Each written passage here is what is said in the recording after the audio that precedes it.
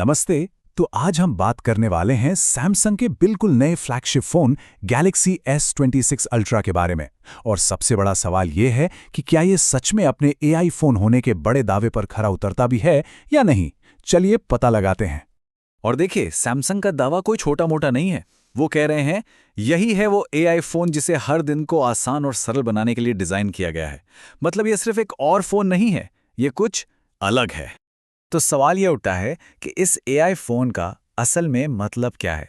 कौन से ऐसे फीचर्स हैं जो किसी स्मार्टफोन को AI फोन बनाते हैं? चलिए एक एक करके इसे समझते हैं। चलिए सबसे पहले इसकी परफॉर्मेंस की बात करते हैं, यानी कि इसके AI के पीछे का इंजन। देखिए, पावरफुल AI चलाने के लिए आपको एक अलग ही लेवल की परफॉर्मेंस चाहिए, और इसकी शुरुआत होती है प्रोसेसर से। तो इस फोन का हार्डवेयर सच में बहुत दमदार है। हाँ, इसमें अपग्रेडेड CPU और GPU तो हैं ही, जो गेमिंग के लिए ज़बरदस्त हैं। लेकिन असली हीरो है इसका तेज़ NPU, यानी न्यूरल प्रोसेसिंग यूनिट। अब ये क्या करता है? इसे खास तौर पर AI वाले मुश्किल कामों के लिए ही बनाया गया है। मतलब वो सारी जटिल कैलकुलेशंस जो इस फोन को एक AI फोन बनाती हैं, वो यही संभालता है। लेकिन इतनी पावर को संभालने के लिए कूलिंग भी तो चाहिए, है ना? इसीलिए सैमसंग ने इसमें अपना अब तक का सबसे बड़ा वेपर चैम्बर भी डाला है, ताकि फोन हमेशा ठंडा रहे। मतलब आप बिना ओवरहीटिंग की टेंशन के घंटों तक गेम खेल सकते हैं।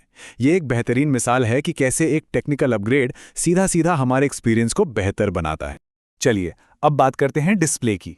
और ये सिर्फ स्क्रीन की क्वालिटी या पिक्सेल्स के बारे में नहीं है, यह है प्राइवेसी के बारे में। तो ये प्राइवेसी डिस्प्ले आखिर काम कैसे करता है?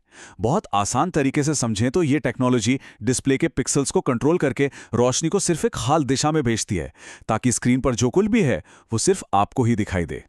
और इसे इस्तेमाल करना बच्चों का खेल है। बस 3 आसान से स्टेप्स हैं। पहला, एक टैब से इसे एक्टिवेट करें। दूसरा, डिस्प्ले अपने पिक्सेल्स को मैनेज करेगा। और तीसरा, रोशनी सिमट कर सिर्फ आपकी आंखों तक पहुंचेगी। बस। इसका सीधा मतलब ये है कि अब पब्लिक जगहों पर फोन इस्तेमाल करते समय बगल वाले की ताक झांक से छुटकारा। चाहे आप मेट्रो में हो या किसी कैफे में, अब आप आराम से बैठ सकते हैं, ये जानते हुए कि आपकी स्क्रीन सिर्फ आपकी आंखों के लिए है। अच्छा, कोई भी नया फ्लैगशिप फोन कैमरे के बिना तो अधूरा है ना? और इस बार सैमसंग ने ब्राइटनेस, शार्पनेस और स्टेबिलिटी पर पूरा फोकस किया है। तो अब वो हिलते डुलते शेकी वीडियोस को भूल जाइए।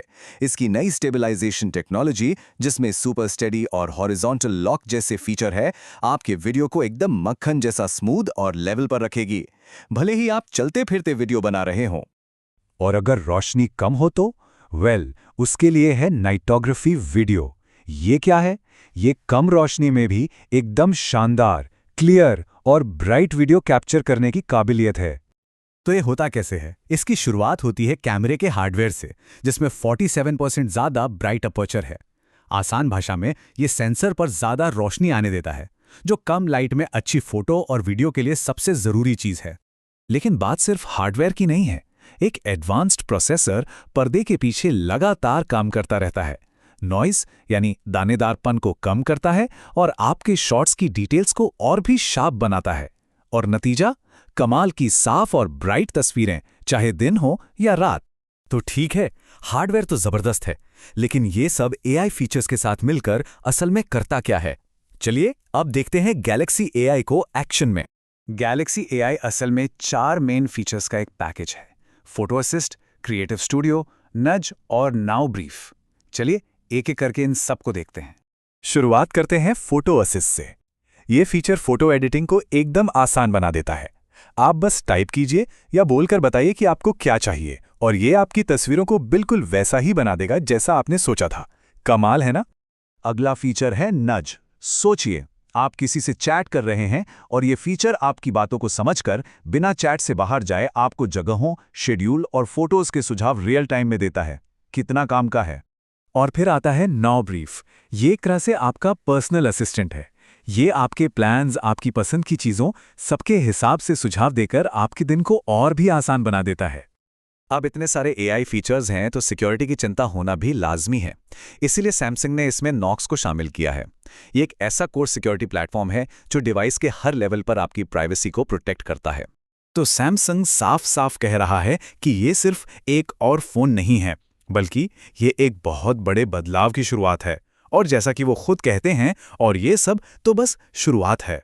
तो आखिर में सवाल यही बचता है, क्या एआई फ़ोन सिर्फ एक मार्केटिंग का तरीका है, या फिर यही मोबाइल टेक्नोलॉजी का भविष्य है? क्या हम एक ऐसे दौर में आ गए हैं जहां ये सारे फीचर्स नॉर्मल हो जाएंगे? खैर, इसका जवाब तो हमें वक्त ही देगा। हमारे साथ जुड़ने के लिए शुक्रिया।